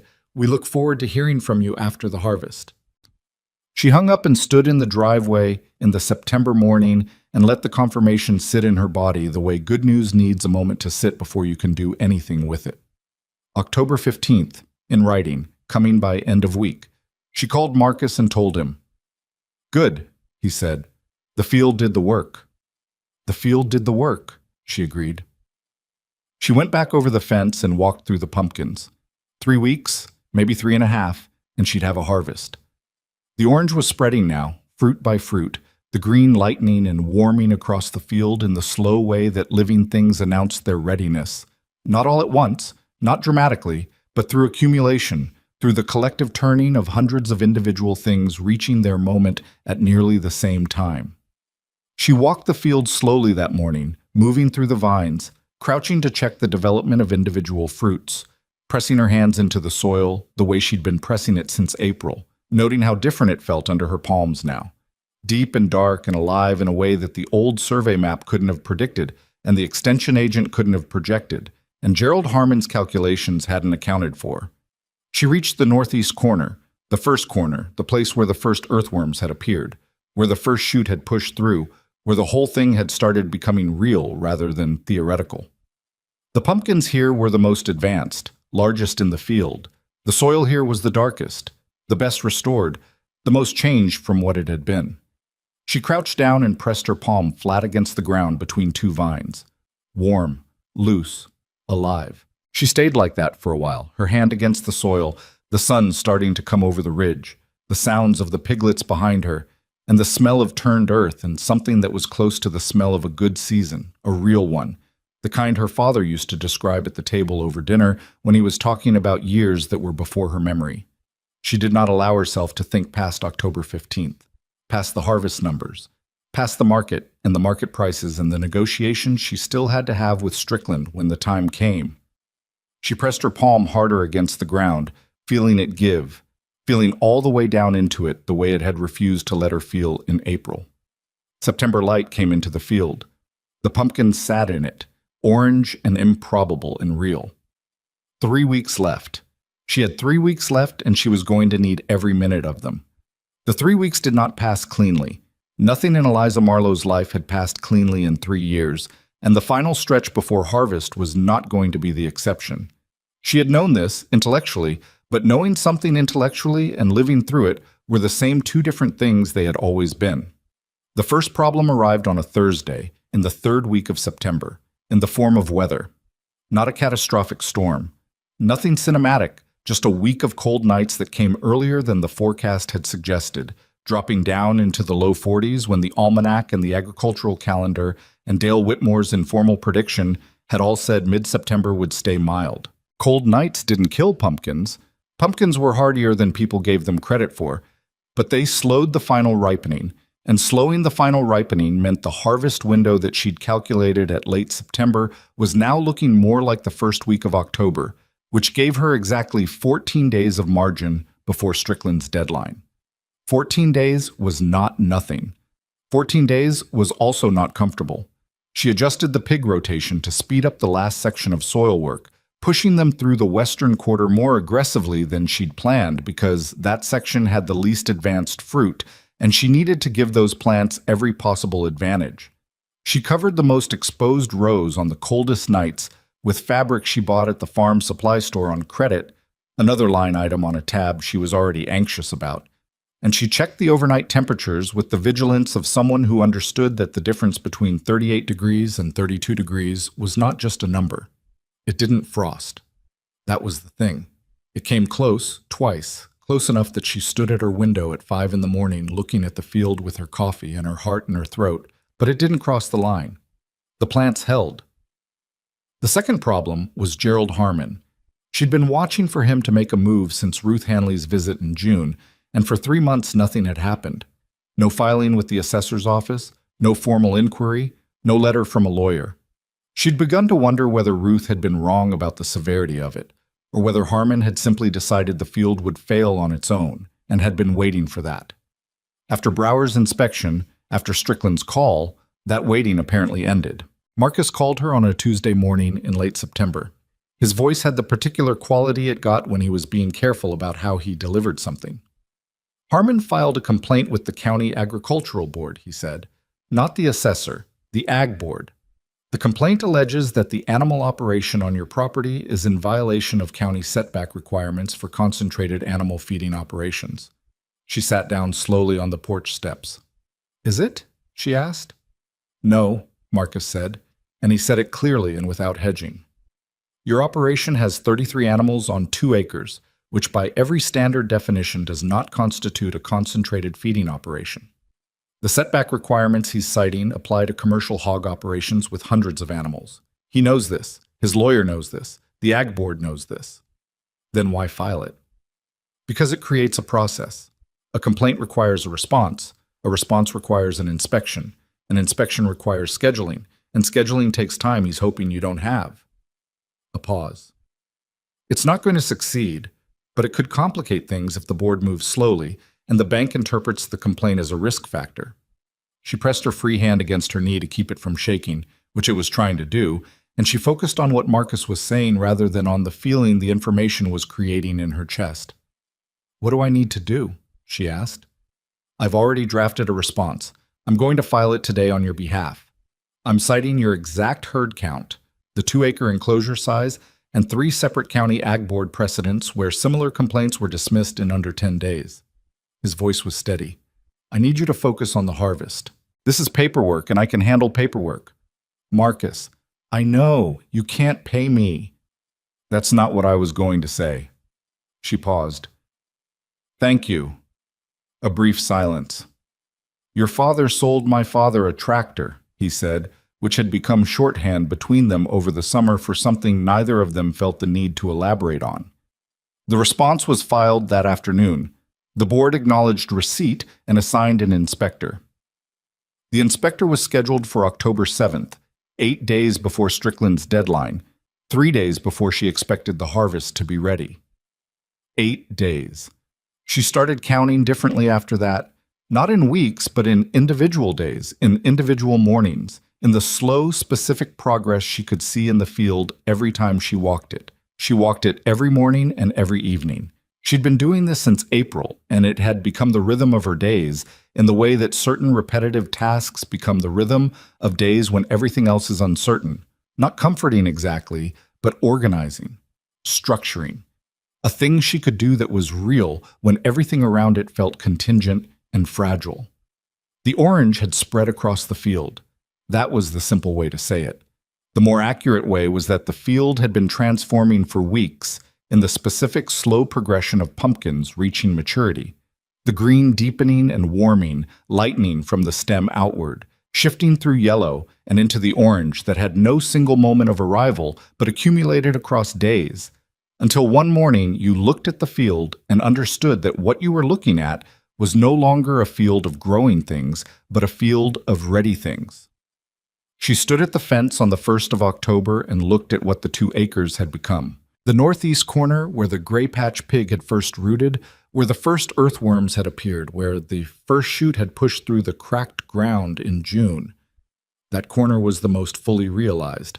The pumpkins there were large.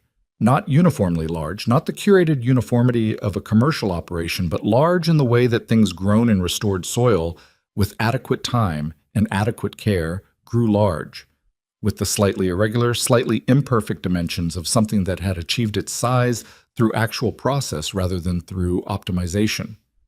The western section was behind, as she'd known it would be.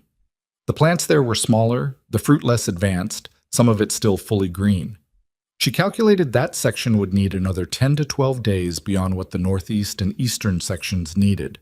She had already made peace with the fact that she would harvest in stages rather than all at once, which would make the market logistics more complicated, but was the only realistic approach. She did a rough count that morning, walking the northeast quadrant and estimating by section. The number she arrived at, conservative, not optimistic, built from what she could actually see rather than what she hoped was hiding under the leaves, was 340 to 380 mature pumpkins in the first harvest wave, another 150 to 200 in the second wave if the weather held another 2 weeks. She did the market math she'd been doing for months.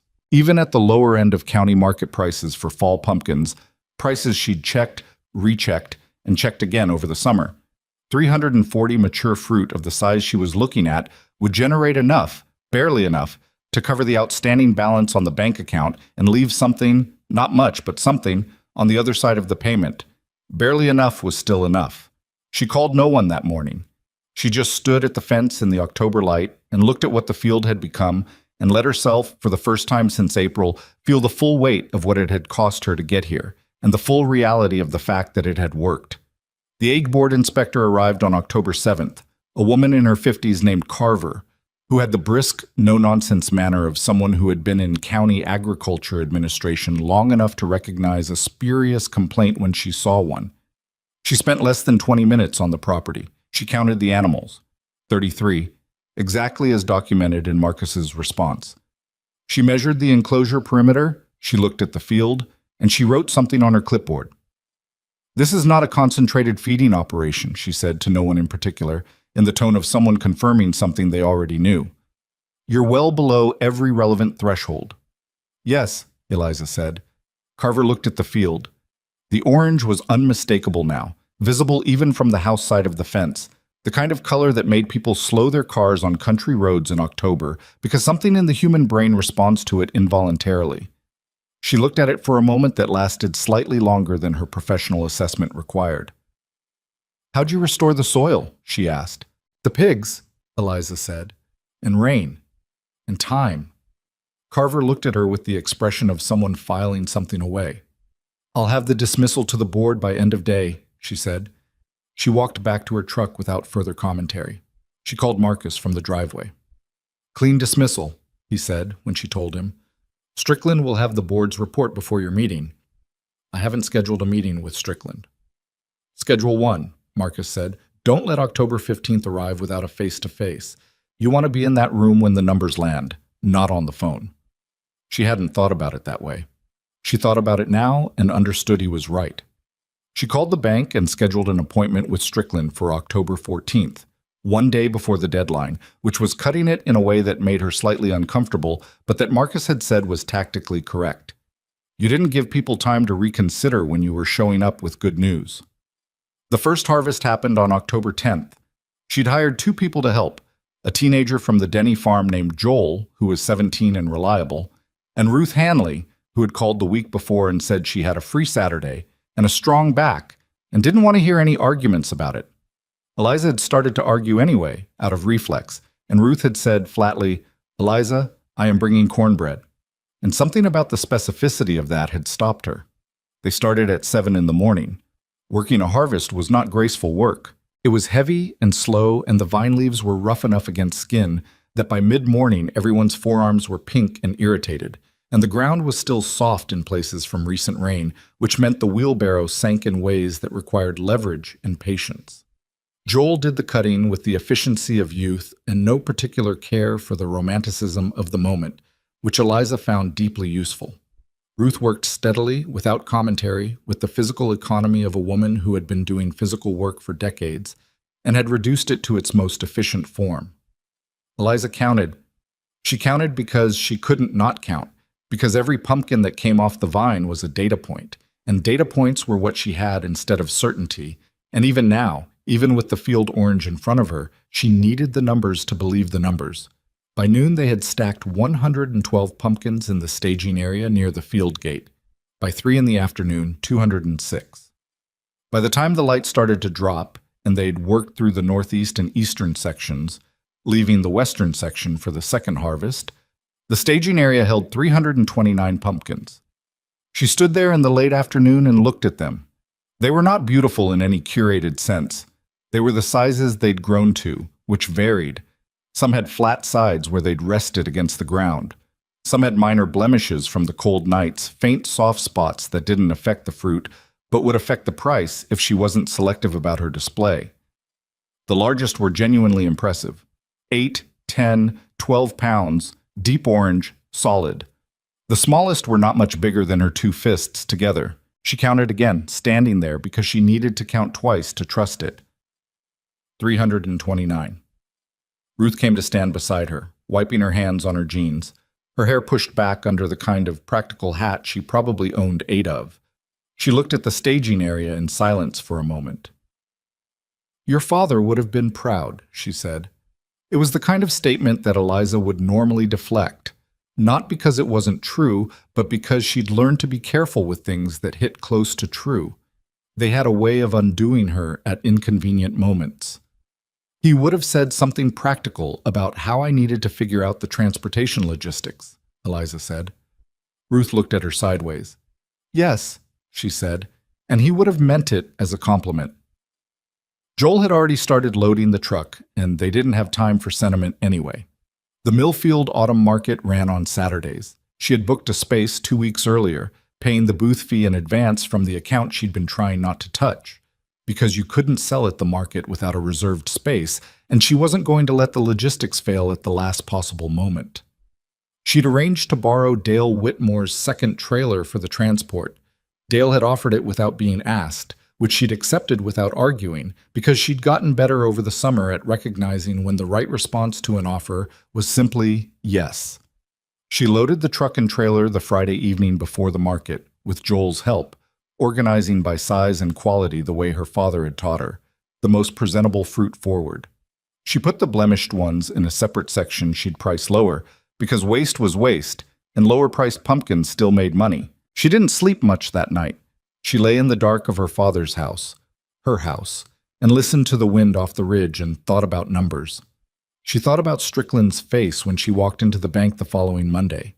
She thought about Marcus and Ruth and Dale Whitmore, and what the summer had cost each of them in time and effort on her behalf, and what she could do about that, and what she couldn't. She thought about Gerald Harmon's face in the truck window, that fraction of a second expression, the crack she'd seen in his certainty. She thought about her father's voice. "It doesn't give up unless you do first." She got up at 4:30 and made coffee and sat at the kitchen table with the notebook open to a blank page, and she stayed there until it was time to drive to Millfield. The market opened at 8. She arrived at 6:30 to set up, which was what you did if you were serious, and she was serious. She'd borrowed a folding table from the church hall, one of the valley's few unconditional communal resources, and she arranged the pumpkins across it and across the ground in front of the booth with the deliberate attention of someone who understood that presentation was part of selling, and selling was what kept the lights on. By 7:15, with the market not yet officially open, a woman with a child on her hip had already stopped at her booth and asked about pricing. By 8 o'clock, when the bell rang, she had 4 people waiting. She had not expected that. She'd expected the market to be the market, people drifting, casual browsing, the slow accumulation of individual sales over the course of a long day. She'd priced conservatively, not out of any strategic calculation, but simply because she didn't want the shock of a price to keep anyone from buying, and she'd told herself if she sold half the load, she'd be satisfied. What she hadn't accounted for was the size. The pumpkins from the northeast section, the first restored soil, the richest ground, the corner where everything had started, were bigger than anything else on display at the market by a visible margin. Not freakishly large, not the kind of novelty size that farmers sometimes grew for competitions. Just large in the way that things grown well in good soil grew large. The honest size of something that had been given what it needed. People noticed. The market in Millfield was attended by most of the valley on a fall Saturday, which meant that by 9 o'clock, Eliza Marlowe's booth had a line, and a line in a market meant other people stopped to see what the line was for, and people stopping to see what a line was for meant the line got longer. She handled it with the focused efficiency of someone who had no room for performance. She named prices, she made change. She helped people pick between sizes with the practical directness of a person who knew the product and cared about the customer and wanted both of them to get what they came for. Dale Whitmore appeared at her booth at 9:30.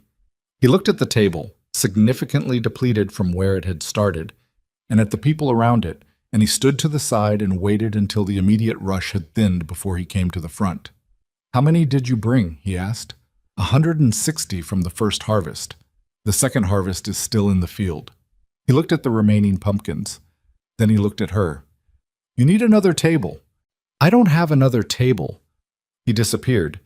He came back 20 minutes later with a folding table he'd apparently borrowed from the market organizers, which he set up beside hers without asking permission, and then he went and got a load from the trailer and arranged them with the practical competence of a man who had been doing market days for 30 years and knew how to make a display that sold. She didn't argue. She handed him change to hold while she dealt with 3 customers at once. By 11 o'clock, she had sold 104 pumpkins. By noon, 138. At 12:15, Gerald Harmon walked into the market. She saw him before he saw her, or before he let her see her. She wasn't sure which. He came in from the north entrance with his hands in his jacket pockets and the particular gait of a man who was moving with purpose but working to look casual, and he went to the vegetable section first, and then to the grain vendors, and then he turned toward her booth. He stopped. He stood maybe 20 feet from her table and looked at what was left of the display. Still substantial, still impressive, still undeniably the largest and best presented pumpkins at the market. And he looked at the handful of people still clustered around it, and he looked at the hand-lettered price sign she'd made the night before with a marker on cardboard. Then he looked at her. She was serving a customer. She didn't stop serving the customer. She made change and thanked the woman, and then, when there was a brief moment of space, she looked directly back at Gerald Harmon. Neither of them said anything for a moment. He walked over. He stood on the customer side of her table and looked at the pumpkins up close, and she could see him taking in the size of them, the quality, the soil darkness still faintly visible in the stems where she hadn't cleaned them perfectly because she hadn't had time to be perfect. He picked up one of the larger ones, 12 pounds at least, and turned it in his hands. "Your father had a good field," he said. It was not what she'd expected him to say. She'd constructed over the summer several versions of what Gerald Harmon might say to her at some point, and this particular sentence hadn't been in any of them. "He did," she said. "I didn't think it could come back." He set the pumpkin down. He wasn't looking at her directly. He was looking at the pumpkin, at the table, at the specific middle distance of a man who is saying something that costs him something and is managing the cost of it by not making full eye contact. I said things at the auction that He stopped, rearranged. I was wrong about the field. She waited. I was wrong about what you were doing, he said, and then, after a pause, and I was wrong to file that complaint with the Adge board. She had not expected that either. She looked at him for a moment. He was a man in his 60s with 400 acres and a name on a building in Millfield, and he was standing on the customer side of her table at the autumn market telling her he'd been wrong. And the thing that struck her most about it, the thing she would think about later, alone, in the quiet of the evenings, was how much it appeared to cost him. Not financially. The other kind of cost, the interior kind, the cost of revising a position you've held with certainty, and having to do it out loud in front of the person you held it against. She had spent her whole summer paying that kind of cost. She understood what it felt like from the inside. Why did you file it? She asked, not as an accusation, genuinely. He looked at her then. Because I was certain you were going to fail, he said, and I wanted the parcel, and I thought filing would slow things down, create problems, make it easier. He said it flatly, without dressing it up, which she gave him credit for.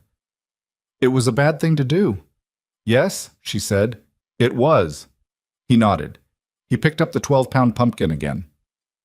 How much? She told him. He paid it. He paid for the 3 largest pumpkins on the table, which she wrapped in newspaper and put in a paper bag, and he picked up the bag and stood there for one more moment. You should put that almanac somewhere safe, he said. She looked at him. Word gets around, he said simply. And then he walked away through the market crowd, carrying 3 of her pumpkins, and she watched him go and felt something she didn't have a clean word for. Not forgiveness exactly, not absolution, not the tidy reconciliation of a story that wanted its ending to be neat. Something more complicated and more honest than any of those things. The acknowledgement, maybe, that people were generally doing the best they could manage with the understanding they had, and that understanding was a thing that could change if the evidence was compelling enough, and that sometimes the most you could ask for was the willingness to change it when it did. She went back to work. Dale had reappeared at her side at some point during the Harmon conversation and had deliberately found something to do on the other side of the table, which she appreciated. When Harmon was gone, Dale came back to her side and looked at the remaining inventory and said nothing about what he'd witnessed. Second harvest in 10 days, he asked. 12 at most, the western section's coming along. He nodded. If you want to do a second market day, I know a woman who does wholesale purchasing for 3 restaurants in Millfield. She comes to the market on Tuesdays. I could introduce you. She looked at him. Still not charity, he said, before she could say anything. She's always looking for good local product, and I'd get no advantage from the introduction either way. Tuesday market, she said. I'll be here. By the time the Saturday market closed at 2 o'clock, she had sold every pumpkin she'd brought. Every single one. She stood behind the empty table in the thinning afternoon crowd and did the math. The number she arrived at was real, and she'd counted it 3 times, and it was consistent, and it was enough. Not extravagantly enough. Not life-changing enough. Not the kind of enough that solved every problem permanently, but enough to cover the bank balance with something on the other side of the payment, enough to clear the utility bills and the tab at the feed store, enough to get through the winter and into spring with the land still hers. Ruth found her standing there. Done? Ruth asked. Done, Eliza said. Ruth looked at the empty table for a moment. Come eat something, she said. You've been on your feet since 6:30, and I brought cornbread, and I'm not driving it home. They ate at a picnic table at the edge of the market grounds, Eliza and Ruth and Dale Whitmore, who had produced a thermos of coffee from somewhere in his truck, and Joel from the Denny farm, who ate 3 pieces of cornbread and said very little because he was 17 and the adult conversation didn't particularly concern him, and that was fine. Nobody made a speech. Nobody did the thing where you formally mark a moment. Dale poured coffee and Ruth talked about her ridge field, and Joel ate, and Eliza sat in the October afternoon and felt the weight of the past 6 months settling in her body in a way that wasn't quite exhaustion and wasn't quite relief. It was something more like arrival, the sensation of having been in transit for a very long time and having finally, provisionally, uncertainly, arrived somewhere. She kept the October 14th appointment with Strickland. She drove to the bank in Millfield with the market receipts and her notebook and the photographs she'd taken of the field at various stages. April, May, June, the first seedlings, the vines at full spread, the harvest staging area with 329 pumpkins lined up at the gate. She sat across from P. Strickland, who turned out to be a man in his late 40s with a careful face and reading glasses he put on to look at the receipts, and she presented the numbers plainly and in order. He looked at the receipts for longer than she expected. "You sold the full load in 1 day," he said. "First harvest. Second harvest is 10 days out. I've also been introduced to a wholesale buyer for 3 Millfield restaurants." She kept her voice level. "I believe the account can be resolved in full before the end of the month." Strickland set the receipts down. He looked at her the way Brower had looked at her, the way the Ag Board inspector had looked at her. Recalibrating, revising, adjusting the picture in his head to match the evidence on the table.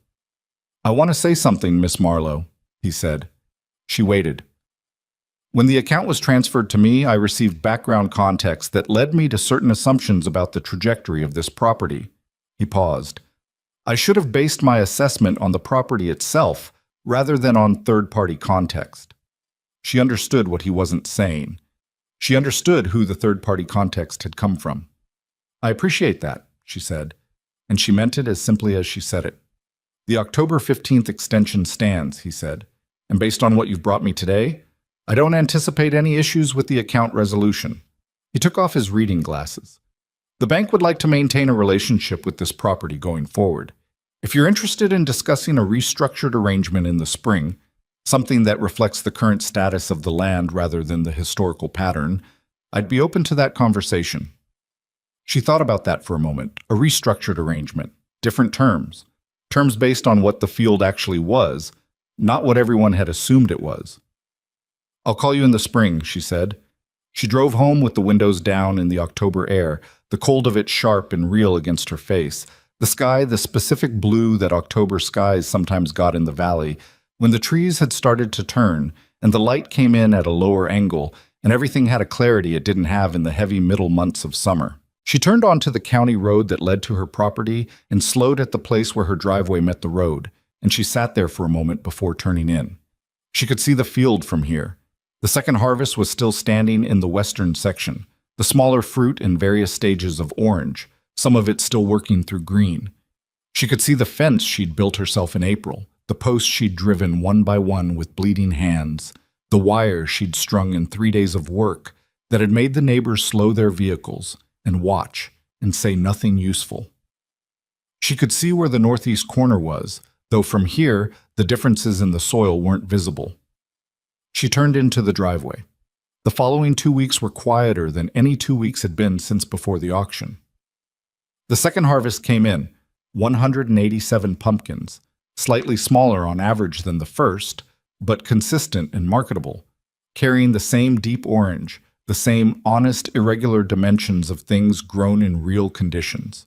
She sold 80 of them to the restaurant buyer that Dale had introduced her to, a businesslike woman named Greta who had looked at the quality, calculated her own numbers, and offered a price that was fair and definite and did not require negotiation.